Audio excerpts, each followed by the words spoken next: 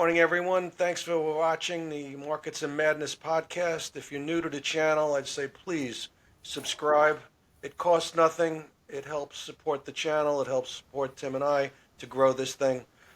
So continue to watch. If you like it, let us know. Put comments below in the YouTube channel, and we'll be happy to respond.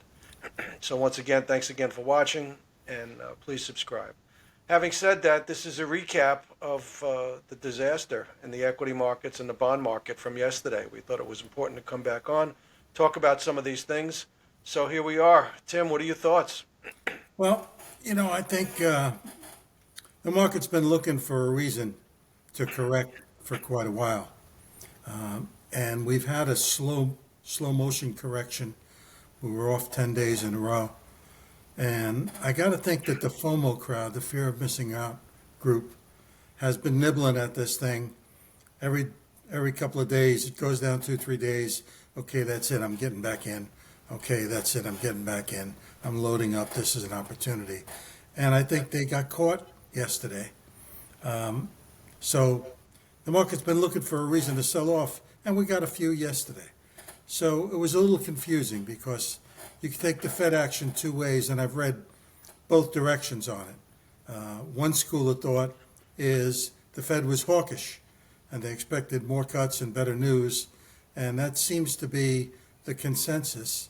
And the other school of thought, the one to which I subscribe, is that this Fed has lowered rates unnecessarily a second time. And the reason I say that is because the bond market sold off in a very big way yesterday. They had 10 basis points in a Yeah. 10-year, right? Now, I'm not sure at this point as I sit here whether or not that's solely due to the Fed action or the fact that this awful continuing resolution was this 1,000-page resolution was issued and proposed by the House, because that I've heard a lot of people call it a shit show on TV, and there's no doubt that that's what it is. And they built stuff into it that sort of de-Trumpify a lot of efforts. Yeah, a lot of people calling for Johnson to step down. Yeah, I don't think he's going to survive this. I think He's in a tough spot. He doesn't have a huge majority, but Yeah, but he sided with the Democrats on this, and this was clearly a mess. yeah. I don't think he thought that he had the support to fight them, and I think there's a really good chance this government's going to shut down Friday over the holidays. But just talking about the sell-off yesterday, 1,100 plus points in the Dow. I saw gold was down 25 or 30, but it was more.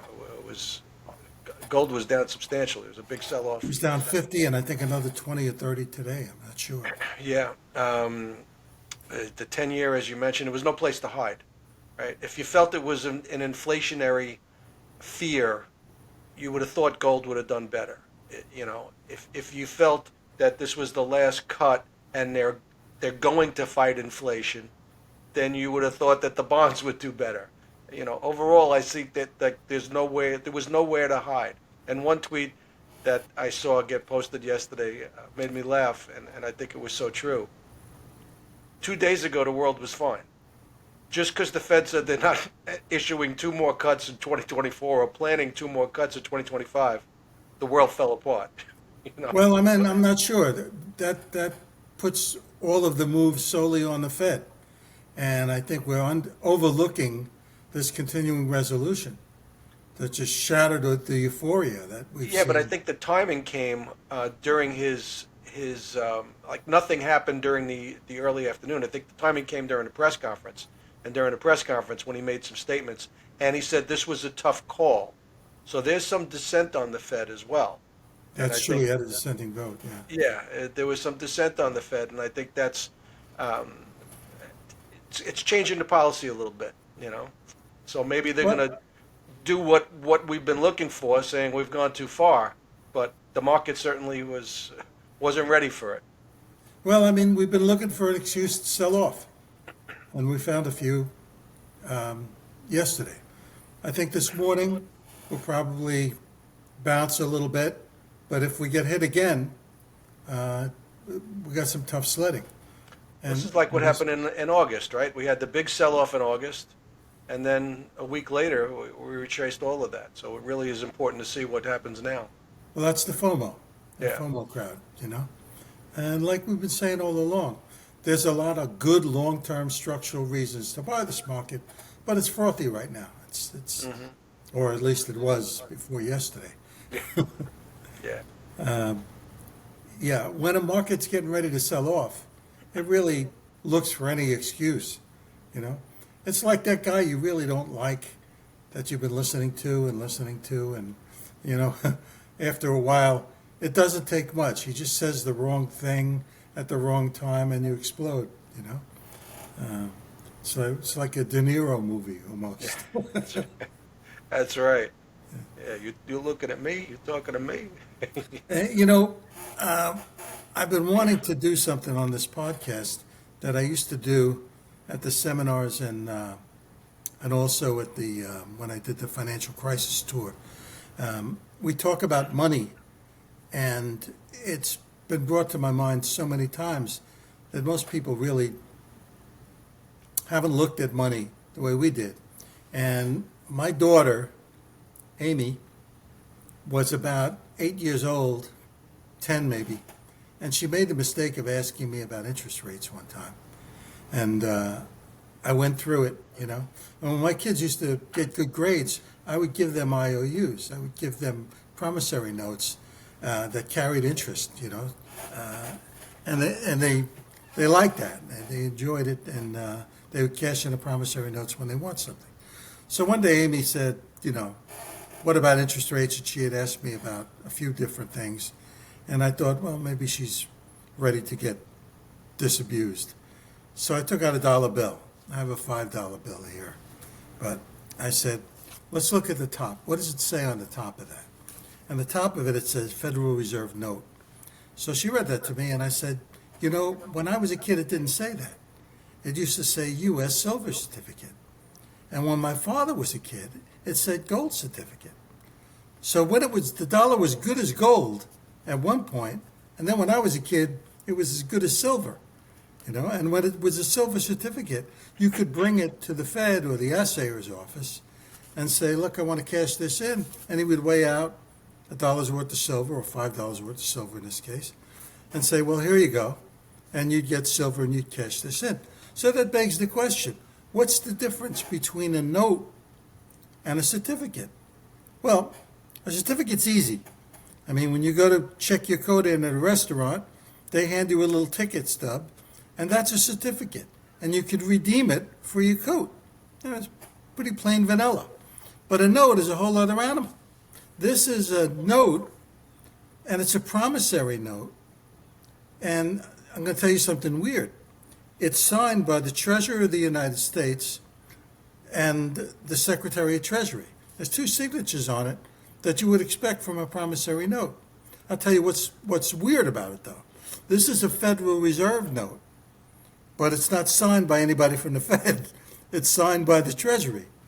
And it's a little weird, but you would expect a signature on a promissory note, and you got two of them here. So this is a debt instrument, and it says right on it, this note is legal tender for all debt, public and private. So what the government has done is they've issued this paper that says, we're good for it, okay? If anybody gives you this, you can accept it and then come to us and we're good for it. But now you go to the assayer's office and say, I want to redeem this. And they say, oh, okay, here you go. And they give you another one just like it because there's no more silver or gold backing it. Behind it. It's fiat currency. It's only full faith and credit of the U.S. government. So I explained this to my daughter back in the 80s. And she said to me, so this is worthless. I said, no, it's not. We put 10 of them together. We can go buy a CD or a book or something like that. She said, yeah, but why? Why do people accept it and give you stuff for it? I said, because they believe in it. They believe that the government is good for it. So she said, so it's Puff the Magic Dragon. And I never forgot that. This little blonde-haired kid looked at me with these big blue eyes and said, it's Puff the Magic Dragon. And I said, what do you mean by that? She said, well, when Jackie Paper didn't believe in the dragon anymore. The dragon died. I said, exactly. And when we stop believing in this, this dies. And you know what? We're not that far from that happening. What about this? Ron Paul has been talking about it for years. We got to do away with the Fed. Do away with the Fed. Do you think that's at all possible? I've been asked this question, and I said, you're after spending 40 plus years in the FX and the currency markets trading, you're telling me the sun's not going to come up tomorrow. There's no Federal Reserve. I don't know how to answer that question, so Yeah. I pose it to you. Okay, well, what does the Fed do? It's got this dual mandate for the economy, right? It's supposed to control inflation, but it's supposed to make sure the economy is moving along. And they're not responsible for funding the debt. That's the Treasury's role, right? The Treasury's supposed to do that. The other thing they do is to manage the banking system. They oversee the banking system, and they oversee our fractional reserve system. So the Fed has a couple of different hats that it has to wear. We focus on the economic hat because that's what it's all about. And Congress has put them in an awful position. Congress is saying, we're going to spend all this money, and we can't possibly fund it with the Treasury. I mean, we try to. And whenever we can't, we ask you to issue these notes and fund it. And they do, and the Fed balance sheet explodes with all these liabilities. And now the Fed balance sheet's, I guess, on the order of something, I haven't looked, but maybe 9 trillion or so. Before the crash, the Fed balance sheet was around 3 trillion. Under 3 trillion, I think, before the '08 crash. And then it got to like 12 trillion. And maybe it's 10 or 12 now. They have to shrink that balance sheet because that's all this. That's all this money in circulation over and above the Treasury. We count it as debt. This thing is debt. And it's not unlike, it's either Federal Reserve debt or Treasury debt. It's signed by the Treasury. But either way. Treasury like a cosigner on the loan, right? Effectively, yeah. I think so. Yeah. I think that's really what that said. But the Fed's not signing it. That's Right. what bugs me, But at any rate, They have no authority to sign it. They don't have the money. but they issued the debt. It's Right. a Federal Reserve note. It's not a U.S. Treasury note. Right. So in that sense, it's a little different than that stuff we trade. And it's different because it's bearer paper, it's a bearer note, and it doesn't carry interest, and it has no maturities. It's payable on demand, Yeah. by the bearer.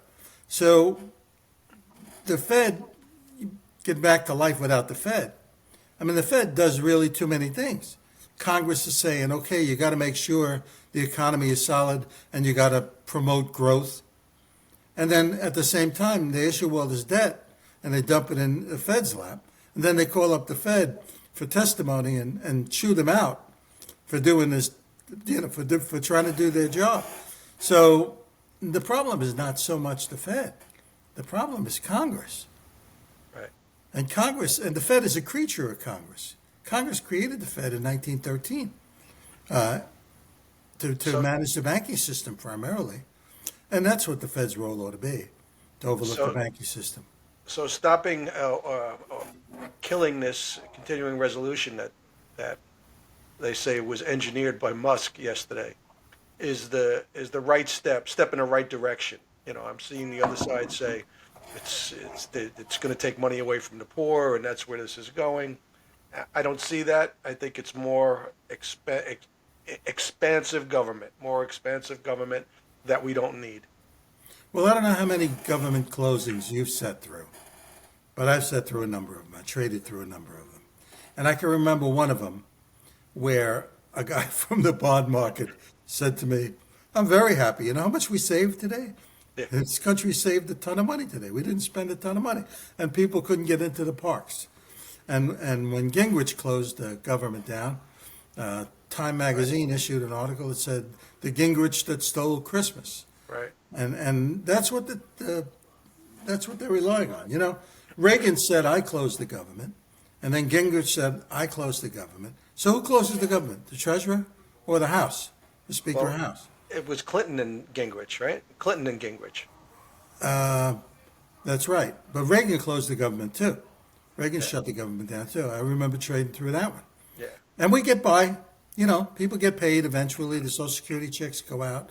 It's remarkable how many unnecessary employees we have and necessary employees. But, you know, we get through it, and we will get through it again if we close the government down. It's not going to be the end of the world. In fact, in a way, it's the beginning of the world. I remember when Dan Quayle spoke at a Forex conference many years ago, and I think you were on the dais and you might have sat next to him. And I walked up to him afterwards, and we were talking about um, when President Bush, no new taxes, read my lips, and Yeah. then he caved, right? And I asked Quayle about that, and he said we were really in fear. There were soldiers overseas, and we didn't want these guys to think that they didn't have the backing of the government, and the president caved. He says that's what it was all about. So, you know, we do still have servicemen in hot zones around the world, so that's a fear. But as you say, they'll get paid. Everything will move forward. They still have all the weapons they need and everything they need. There will be a tomorrow. And if we got through '08, when the whole banking system collapsed, there will be a tomorrow. I really thought for many years, and I used to say this to Ken when we wrote together, I would say, the system has to break before we fix it. But it broke in '08, and the way we fixed it made it worse. We It just was poured red tape. money on the system, and people stuck their head up out of these dollar bills, and we got through. You know, Yeah. it was really a remarkable time. So I think that the governments will go buy a spine and maybe a set of testicles, and actually call their bluff and say, all right, we're going to shut it down. You want to blame us for shutting it down? Do what you got to do. Yeah, We'll shut it Trump, down. Trump had said that, right? Yeah. He had said that to Schumer when he was president. Yeah, yeah, Yeah. I'll shut it down. It's okay. He will. Yeah. He will. And you know, either they're going to pay, there's two options here. We shut it down, or they make a 20-page continuing resolution and just resolve, On the approve 20th. enough money to get through till, I don't know, January, February, March, whatever the case may be. And we may go that way, but I don't see Hakeem Jeffries doing that. I think Jeffries is going to stand and say and try to blame the Republicans for shutting it down, and the Republicans may take a hit, but the media has been vacillating here. And it's clear now that the electorate has recognized that we got some problems and this debt is unsustainable. And they You see talk- this as the first time to do it. You talk about Jeffries. I saw a tweet this morning from Gingrich, and he said the Republicans have to stand strong. The majority has to stand strong. And he says there's 2 years till the next election. People have short memories. We fix the problem. This won't be a problem. Yeah, that's true. I mean, this is you know, going back to the analogy we gave on the podcast a couple of weeks ago. This is the first time that Trump has to knock down a wall and you know, walk into the house and renovate the house and say, all right, I got to knock down these walls. I mean, this is the beginning of the ugliness, Right. you know, and we'll see a lot more of it before it's over. And people now have been looking at the artist's rendition of what it's going to look like when it's finished, and now they're coming to grips with the fact that we're in it. Well, that's been my fear all along. You know, like we're gonna take some hits on the way, and here we are now. Yeah. And in a sense, that's what happened to the market yesterday. Yep. This is the first of those hits. Yeah. And you know, I saw some clips of Tom Homan, the new ICE director, I guess, or the designated ICE director, saying we need more money. You know, we're going to do this. I'm going to need 100,000 beds for illegals that we're going to have to deal with. We only have 40,000. I'm going to need more agents. So that department's asking for more money when we're looking to cut other areas. Well, if Trump is the president, it's after January 20th, Trump will say, "Oh, we've been invaded. This is a defense. This comes out of the defense budget," and he'll find he did it with the wall. That's and right. He'll do it That's with true. That's true. Homeland They'll Security. find more money. All right. Any other thoughts you want to share this morning, or It was a good start. I think the dollar is the key here, and you got to look at the dollar. Let me take that back. The bond market's the key, and bond vigilantes are back in force now. They showed up yesterday with a big bat with spikes on it, and they beat the market down. And I think what they were saying is to the Fed, what the hell are you doing? Why are you cutting these rates? There's no need to do that. We got to cut this funding requirement. And I know you say that, and I've read it and I've heard it, but from what I read previously, there was a 97% expectation that the Fed was going to cut 25 basis points. It The wasn't a fear, cut. It no, it wasn't was a the cut. It was, fear is that to take away the two from next year. yeah, that's really what was the response. But they sold off because there's going to be no more cuts or less Yeah, cuts. that's what I So said it- at the opening, that there's two schools of thought here, and they're inconsistent, and you got to pick one or the other. And I think the bond market was the move. I mean, if bonds didn't go up by 10 basis points, you think we would have had the sell-off we had yesterday? I don't know. I mean, We would have sold off I a don't know little bit. what was the chicken and what was the egg. It's what I'm saying. Yeah, it's true. Yeah, it's tough to call at this point. There's a lot of pointing. Yeah. And I got to go back to the initial comment, which is the market was ready to sell off. It was looking for a reason, and it found a few yesterday. Yeah. And we could pick one and say that was the reason, and it's all after the fact. I mean, the market reacted yesterday the way it was trying to react. It's had this euphoria on its nose and said, we're overbought. I know we're overbought. And we've been selling off a little bit at a time for the last 10 days.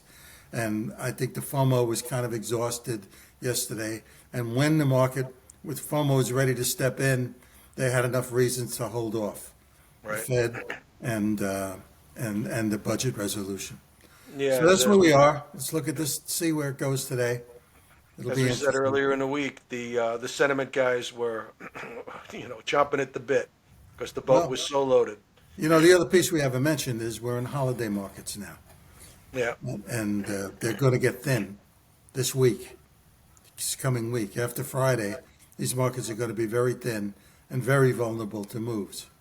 So, What was the thing Jerry Eichen used to quote Tony Cavello?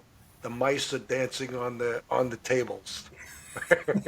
The mice are dancing on the tables. There's nobody home. Tony Cal, he had a way about him. That's true. That whole crowd did. That's right. I always remember that. The mice are dancing on the table. There's nobody home. All right. All right. Well, once again, if you've enjoyed our conversation, please subscribe. It costs nothing. There's no effort on your part except pressing a button. If you appreciate this, comment below in the YouTube channel. I put this out recently on LinkedIn. I put it out on Facebook. So if you're reading it from there, just subscribe to the YouTube channel. And We for do those this every guys time. that are looking at this and living through what we're saying, give us a comment because we feel like we're shouting into a well. Thanks, everyone. Have a great day.